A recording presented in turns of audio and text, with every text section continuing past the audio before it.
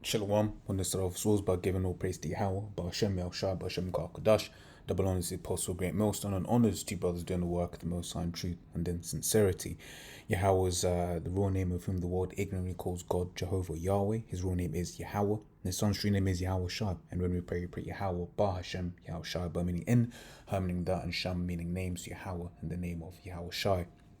Real quick, I was listening to Apostle Tahar, and brought up the the thing on IUIC, not basically believing in multiple women, right? And so I was just basically going to go into a lesson on that, right? Because it's kind of just like as a man, you want multiple women in it. It's, variety is the spice of life, okay.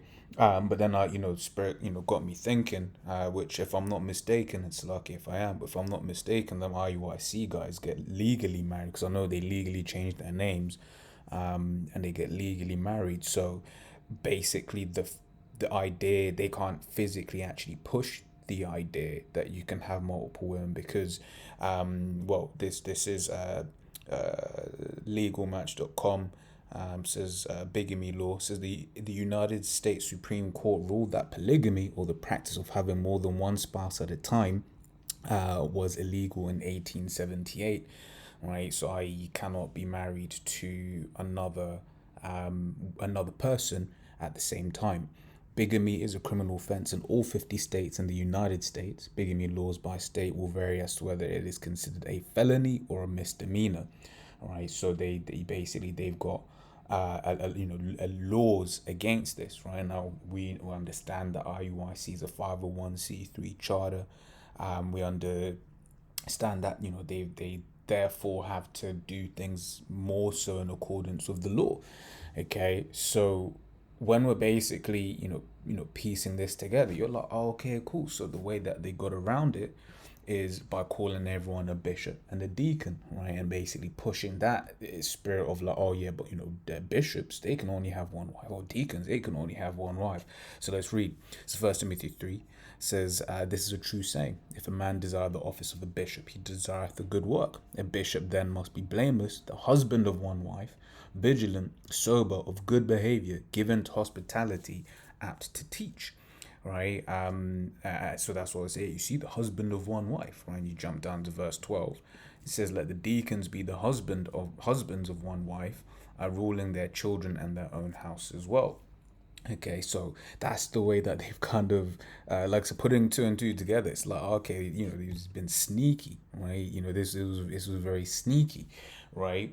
And they once again saying, using that to be like, oh, you can only have one wife, right? But hey, Paul also said this, right? Didn't he? This is 1 Corinthians 7:6. Says, "But I speak this by permission and not of commandments." So basically, Paul is saying, look, this is my opinion, right? I said, "For I would that all men were even as I myself. But every man hath his proper gift of the Most High, one after this manner, and another after that manner." Yeah, because some, we all have our different spirits.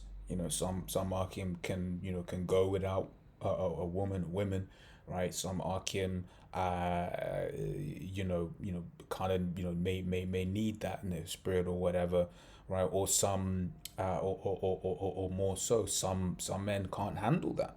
Right, some men can, let's say, just about handle one woman. Some men can, have a main chick and a side chick, but like, the spirit works with them so heavy that, the side, like they don't get distracted by that.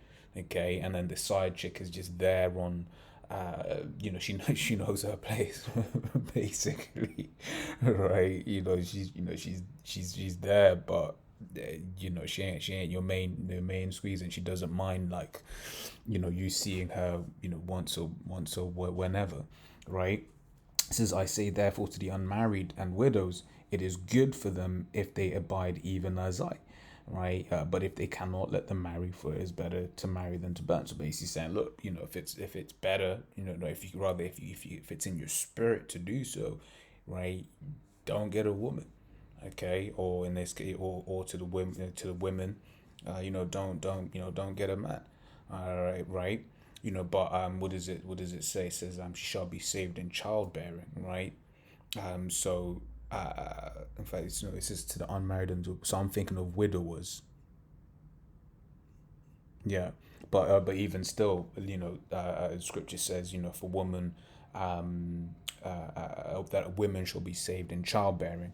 Okay, but yeah, right now, Paul's basically saying, look, man, just be focused, okay, because women are a distraction, right? As it goes on to say further on, so it says in verse 27, it says, "Art thou bound unto a wife? Seek not to be loosed." I.e., don't seek to get rid of the woman that you're with, right? Because then you cause her to commit adultery, right? Let's be honest. Women have urges too. When you put her to the side, she's going get what do you call it? She's gonna marry again, right? You had the account with, I believe it was Judith, right? But Judith, the spirit was on her, where like after her husband died, right? She didn't remarry, right? It says art thou loosed from a wife? Seek not a wife, right? I.e., if you're single, right? Just focus. You're in a good situation. Now, getting good regular peace, does is that good, to the flesh? Yeah, of course. All right, but we, as it's gonna say, we all know, when you're with a woman, right, she's gonna be like, oh, when am I seeing you? When am I seeing you? When am I seeing you? And then obviously the whole conversation's about, oh, why can I never see you on a Saturday? Right, as the scripture's about to say, you basically gonna have trouble in the flesh. But and if thou marry, thou hast not sinned, and if a virgin marry, she hath not sinned. Right? Nevertheless, such shall have trouble in the flesh, but I spare you, right? Because once again, a woman is gonna get on your nerves, right? It's another portal for Satan to fuck with you. Okay. If you're unmarried, right, you're gonna, which Satan's gonna come at you anyway, okay. But if you're unmarried, you're gonna get demons from work and demons from this, demons from that. But if you're married, you're gonna get demons from work, demons from this, demon from that, and from your woman, okay. So, which we're gonna catch it anyway, right? But it says, "But this I say, brethren, the time is short. It remaineth that both they that have wives be as though they had none," right? And that's in the spirit. I know how we, how I can end up just being with women anyway. She's there, but she, even if you're in the same room as her, she won't feel that, same presence, right? That say someone in the world is gonna feel, because yeah, you may be in a room, but we're thinking on different things, right? You may be watching something together, and then in your mind, you're just breaking it down through the spirit, like, yo, that's off, or oh shit, they're showing this, or whatever, what have you, okay, right? Because once again, we've departed from this world, okay. So in our mannerisms and in our conduct, we're not the way that these women would what's the word I'm looking for?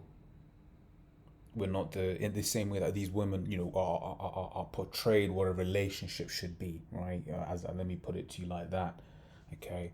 So it says, "And they that weep as though they wept not," it says, "and they that rejoice as though they rejoice not, and they that buy as though they possess not, and they that use this world as not abusing it, for the fashion of this world, passeth away." Right, but I will have you without carefulness. That, and this is the point. This is why, basically the whole sentiment that Paul is trying to push it. Right, it says, "But I would have you without carefulness. He that is unmarried careth for the things that belong to the Lord, how he may please the Lord." Right, so you're focused, right, and this is the sentiment that the Apostle Paul was pushing. Right, he's like, look, it's better to not have a woman at all, period, right, and be focused on this truth, right, to be focused and to push, right. If you get yourself a woman, hey, it is what it is, right? But then it is on side. If you got lots of women, that's a lot of time that is going to be dedicated to those women, right? Which is why I'll grab this now, right? It's 1 Corinthians 6:12. It says, "All things are lawful unto me, but all things are not expedient. All things are lawful for me, but I will not be brought under the power of any." Right? So all things are lawful, but not all things are expedient, right? Not all things are expedient. Yeah, you can have as many women as you want, but that ain't expedient in these times, right? We need focus, right? We have to be focused, right? And even one woman is gonna take your focus, right?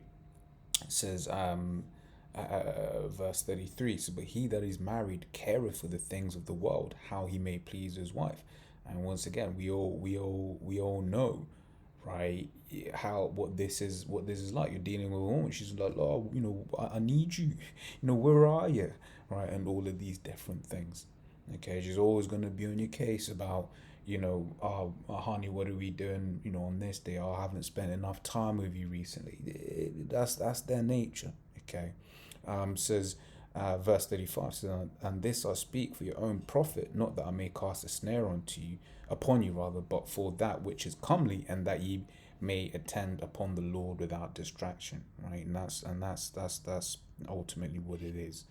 Okay, but let's go into the law. In fact, let's start off with this. Right, it says Exodus 22:16, because if you want to get technical, right, if we popped any woman, right, technically speaking, that if she was a virgin, that is, right, that is our wife, right. And if you want to be technical, if you're marrying, quote unquote, if you getting with a woman, or in later life, right, there's no chance she's going to be a virgin, not in this day and age, right. Or rather, let me say slim chance, okay, that she's a physical virgin. Okay. So it says, Exodus 22:16, and if a man entice a maid that is not betrothed and lie with her, he shall surely endow her to be his wife. Right. So this is marriage according to the scriptures, right? Not no going to Esau, and signing marriage certificates and shit like that. Like, now, I say once again, I believe that's what the IUIC do, and so, like, if I'm mistaken on that, right? But this is marriage, right? So once again, being technical, any woman that that we lay with, right, is technically speaking, we're committing adultery, right? Because this was another man's woman at some point, right? But that's why I said a wicked and adulterous generation, right? And then this is Exodus 21:10, right? If he take him another wife, her food, her raiment, and her duty of marriage shall he not diminish, right? And that's the point. If you take him another wife, you still have to you gotta take care of her, right? It says, and if he does not these three unto it, then she shall go out free without money. So yeah, getting another a woman, there's nothing unlawful about that, right? But mind you, this is coming from people that love talking about the law, the law, the law. Yet they don't push the law, right? They don't reverence the law. They pick and choose, much like these Christians, right? They pick and choose what is expedient for the image that they're trying to portray to the world, right? And for these IUIC cats, it's that friendly neighborhood prophet image, right? Trying to present that to the world. But what did Yahushua say? Yahushua said he took us from the world, right? He took us from the world, right, to to be separate, right? Said that we would be hated of the world, right? And even pushing this idea, right? Which, right, not even pushing that idea, but even bringing this out, right? You get people that have an issue. Oh, them GMS guys, they're teaching, it's the law, right? And it's going to be the things that are going to be in the kingdom, right? Starting off from the end of this man's kingdom, right? As Isaiah 4:1, this is in that day, 7 women shall take hold of one man, saying, right, we will eat our own bread and wear our own apparel. Only let us be called by thy name to take away our reproach. Right, and that number 7 represents completion. Ah, yeah, complete amount of women. You're gonna have as many, and you're gonna see in that day these women gonna come, right? And ultimately, once again, the apostles to teach. Look, man, if you kind of if you can, don't get a woman, right? But with the understanding that when this society starts falling down, the women are gonna come, you know, and we've got to believe this. We're gonna get to a time when women are gonna be chasing us down. Lord, will we be the men of the Lord? Because the world is about to get crazy, and women seek comfort, right? When you read the account in Isaiah, the 32nd chapter, right, from the 2nd verse, a man of the Lord is going to be a great comfort in those days, right?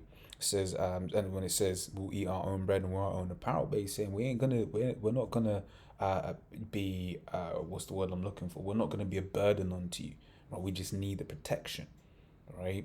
Of a man of the Lord, right? So now they both gonna be getting chased down by many women, right, before the end of this society, and then going into the kingdom, right? It says this, right? It's Isaiah 60:22. A little one shall become 1,000, and a small one a strong nation, right? Yahweh will hasten it in his time, right? Basically meaning in the kingdom, right? We're gonna have lots of children, right? That's a blessing of the Lord, right? Having lots of children is a blessing of the Lord, right? Let me grab that in and Psalms. Says Psalms 127 and 3, right? It says, "For lo, children are an heritage of Yahweh, and the fruit of the womb is his reward. As arrows are in the hand of a mighty man, so are children of the youth. Happy is the man that hath his quiver full of them. They shall not be ashamed, but they shall speak with the enemies in the gate." Right. So that's the point, right? It's a blessing from Yahweh Hashem Shai, right? And in the kingdom, right, we're gonna be plenty of blessed. Okay, we're gonna have all the what you call, we're gonna have all the women, right? Much like our forefathers, right? Uh, um, our forefather, a number of our forefathers had multiple women. Okay, whether it be Jacob himself, right?